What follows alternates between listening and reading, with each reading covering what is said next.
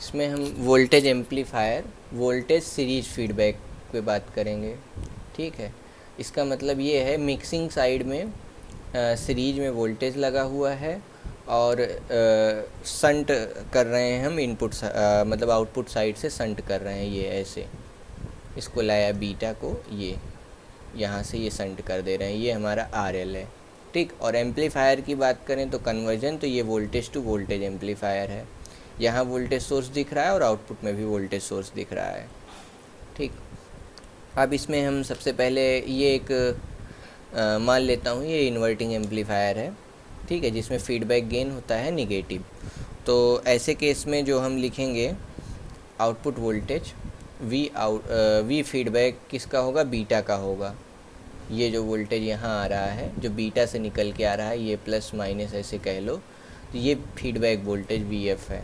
ठीक, तो अगर मैं V फीडबैक की बात करूँ तो ये बीटा टाइम्स आउटपुट वोल्टेज ये वाला VO, तो यहाँ से VO ये रिसीव करेगा और इसमें बीटा से मल्टीप्लाई कर देगा। ऐसे समझो, इसका रिवर्स गेन मान लो बीटा V0।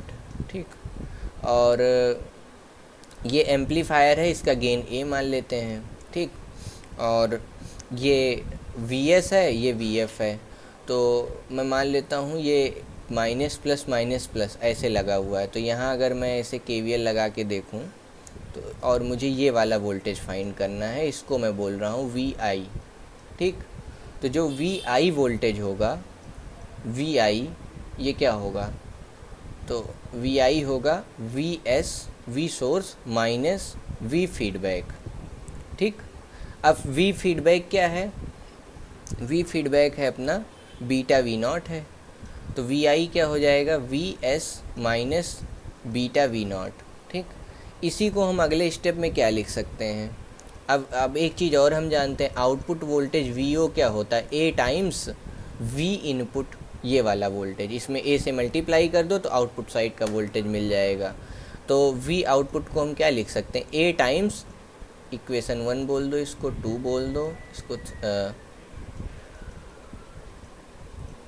इसको 1 बोल दो, इसको 2 बोल दो, इसको 3, और चलो ये 4 हो गई। तो जो ये थर्ड वाली इक्वेशन है इसको फोर्थ में पुट कर देते हैं। ठीक है, तो VI ये है, VI VS minus beta V0, तो VI की वैल्यू क्या हो गई, VS माइनस बीटा V0, ये हमने डाल दिया। अब क्या होगा, अब ये होगा, अब VO वाले टर्म हम एक साथ कर लेते हैं, VO वाले टर्म एक साथ किया तो ये हो जाएगा 1 plus beta V0 into A is equal to A times VS। A कब का गेन है, A उस टाइम का गेन है जब हमने फीडबैक नहीं लगाया है। एम्पलीफायर का गेन वो वाला गेन जब फीडबैक ना लगा हो, ऐसे गेन को बोलते हैं ओपन लूप गेन बोलते हैं। ठीक है, यहाँ पे क्या कहते हैं, ये V0 तो बाहर ले लिया है ना, तो यहाँ ये आ जाएगा 1 प्लस बीटा A। अब इसी को और अच्छे से करते हैं सॉल्व, तो ये क्या हो जाएगा, VO upon VS is equal to A upon 1 plus A beta, 1 plus A beta. ठीक है, तो एक ये डेरिवेशन हमको मिल गया। अब इसी VO बाई VS को हम बोलते हैं gain with feedback, total gain of the circuit. ठीक, इसी को हम क्लोज लूप गेन भी बोलते हैं कई बार, और ये हमने डराइव किया है निगेटिव फीडबैक के लिए। अगर पॉजिटिव फीडबैक होता तो यहाँ जो VF है यहाँ पे हम प्लस लेते, यहाँ प्लस लेते, यहाँ प्लस लेते, तो यहाँ प्लस आता तो ये वाली जो वैल्यू है माइनस हो जाती, नीचे आता A upon 1 minus A beta आता। ठीक, तो इन्वर्टिंग एम्पलीफायर में ये स्टेबिलिटी बढ़ाता है। ठीक, तो पहला डेरिवेशन हो गया गेन का, तो गेन हमें क्या मिल गया, ये रहा अपना गेन।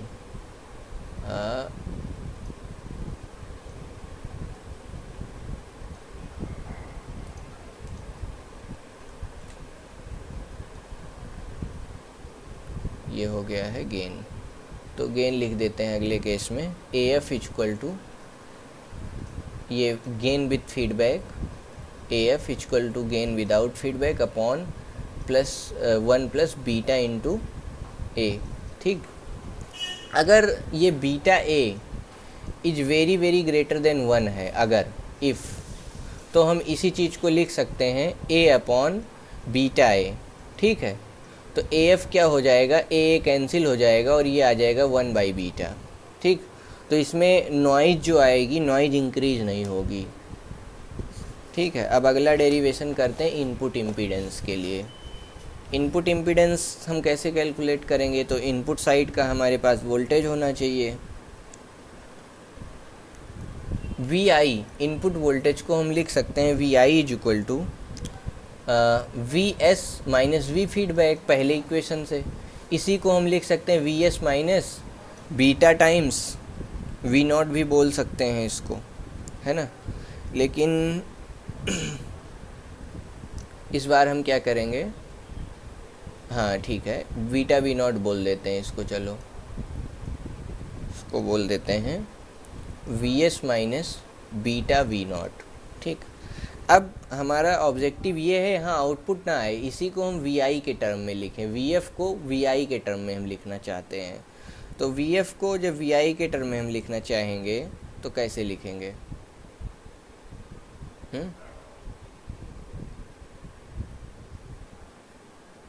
कैसे लिखेंगे? अब हमको एक चीज़ और पता है, A is equal to V O upon V I. ठीक, तो वी आउटपुट को हम लिख सकते हैं, ओपन लूप गेन का यूज किया यहाँ पे। ओपन लूप गेन क्या है? बिना फीडबैक का, V O upon V I. तो A V I is equal to V O हो गया, ये भी हम जानते हैं। तो इसको हम क्या लिख सकते हैं, V I is equal to V S minus beta into A V I. अब ये सारे टर्म्स हो गए, अब हमें क्या करना है, वी आई एक तरफ करना है। V I plus beta A V I is equal to V S. अब क्या करो, अब वी आई कॉमन ले लेता हूँ और 1 plus A beta is equal to V S. अब दोनों तरफ इनपुट करंट से डिवाइड कर देते हैं। दोनों तरफ इनपुट करंट तो सेम ही होगा क्योंकि हमने सीरीज में कर रखा है, मिक्सिंग सीरीज में की है यहाँ पर। तो इस यहाँ से जो करंट आई जाएगा वही करंट इसमें से भी जाएगा, वही करंट इस साइड का करंट जो है पूरा सेम होगा। इस वजह से ये ऐसे लिख दिए। अब वी आई बाई आई आई ये हो जाएगा, इसको हम बोल सकते हैं जेड आई बोल सकते हैं। ठीक है, विदाउट फीडबैक, और एक को बोलेंगे विथ फीडबैक। तो वी एस जो है विथ फीडबैक आ गया, ये वाला वी एस बाई आई आई। तो इसको हम बोलेंगे वी एस बाई आई आई को बोलेंगे जेड विथ फीडबैक, और अगले वाले को बोलेंगे जेड विदाउट फीडबैक। तो जेड विदाउट फीडबैक और 1 प्लस ए बीटा। कहीं कहीं इसको आर भी बोल देते हैं, कोई प्रॉब्लम नहीं है। इसको आर एफ भी लिख सकते हैं, R F equal to R I 1 plus A beta. ठीक है, दोनों चलेगा। जेड आर को इम्पीडेंस भी हम मान सकते हैं ना।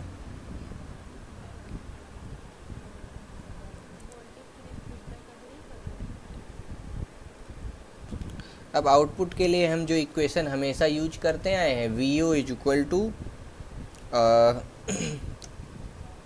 क्या यूज करते आए हैं, V I minus V feedback into A, ये यूज करते आए हैं हम लोग। V S minus A feed V F into A use करते आए हैं। और इसी को हम अब जब हम आउटपुट इम्पीडेंस कैलकुलेट करते हैं एच पैरामीटर में, तो हमें पता होना चाहिए कि वोल्टेज सोर्स को शॉर्ट करते हैं एक साइड। वी एस होता है 0, तो वी एस 0 होता है तो V naught by I naught को बोलते हैं आउटपुट इम्पीडेंस। ठीक है, तो अगर एच पैरामीटर ऐसे लिखें तो हम उसको मतलब बता पाएंगे। तो 1 मिनट में एच पैरामीटर भी यहीं पे लिख देता हूँ आसानी के लिए। ठीक, एच पैरामीटर अगर मैं इधर लिखूँ तो ये होता है V1 I2, ये यहाँ से आया है, is equal to H into H parameter I1 V2। ठीक है, और आउटपुट इम्पीडेंस होता है हमारा H22 पैरामीटर, नहीं, आउटपुट एडमिटेंस इसी से निकालते हैं। तो इस पैरामीटर का यूज करते हैं ना, तो एक तरफ का वोल्टेज हमको 0 रखना पड़ता है, यानी अगर इसको हम लिखते हैं बढ़िया से तो ये हो जाएगा, ये हो जाएगा H2 eight Vs equal to 0, ठीक है, at Vs equal to 0 input को शॉर्ट सर्किट कर दिया है, तो तब सोचा गया है कि ये क्या करना है मुझे। तो जब तो Vi जो होगा ना, Vi आ जाएगा माइनस बीटा V0, ठीक। और यही चीज़ हम रख देंगे इस वाली इक्वेशन 2 में। तो इक्वेशन 2 हमारी हो जाएगी plus A beta V0 plus I0 Z0 plus V0 equal to 0, ठीक है।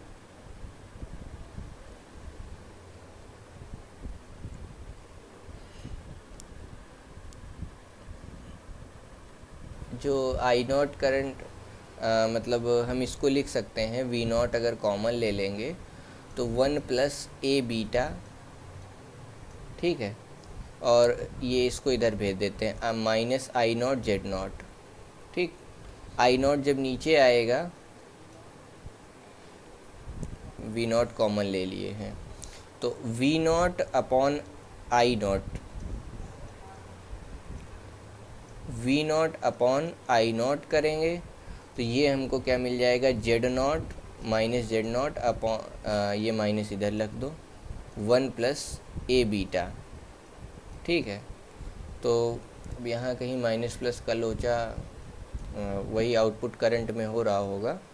आउटपुट करंट को हम अपोजिट मानते हैं जब भी पैरामीटर्स में I0 लिखते हैं ना, करंट अंदर की ओर आती हुई लिखनी होती है जब हम इम्पीडेंस लिखते हैं।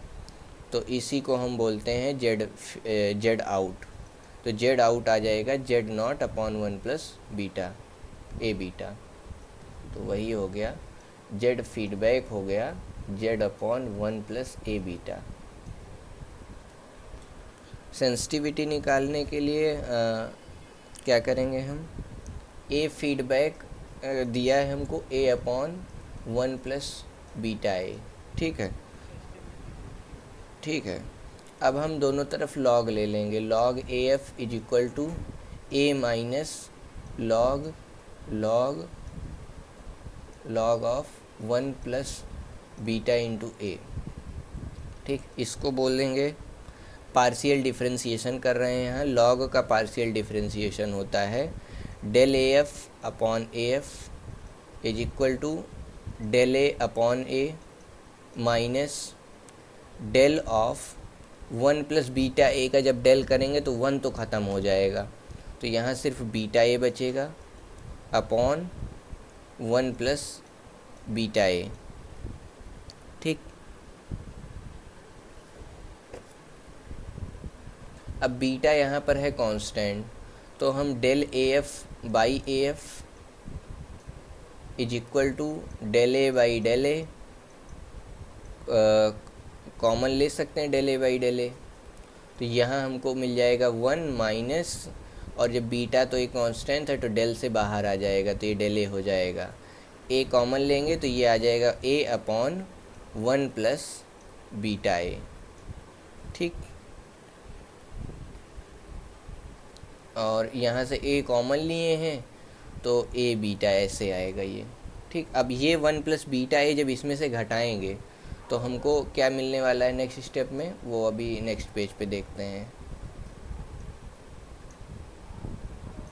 ये हमको नेक्स्ट पेज पे क्या मिलने वाला है, ये इक्वेशन थी हमारी, इसी को हम लोग नेक्स्ट पेज में क्या करेंगे,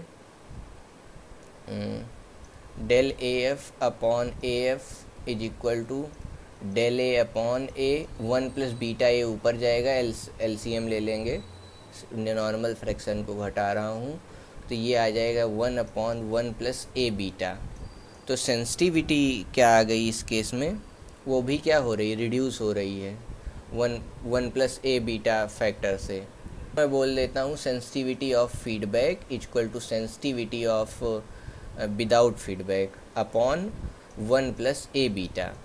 तो यहाँ पर हमें क्या मिल रहा है, ये सेंसिटिविटी जो है घट रही है 1 प्लस ए बीटा फैक्टर से। सिमिलरली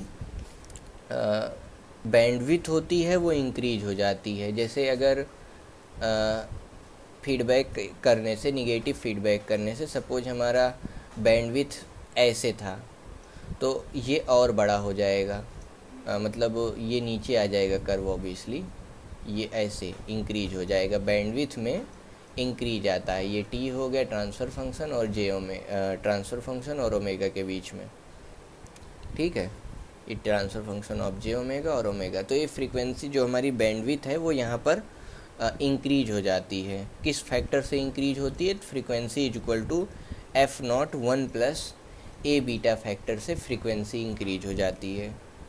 वो अभी मैं डराइव नहीं कर रहा हूँ।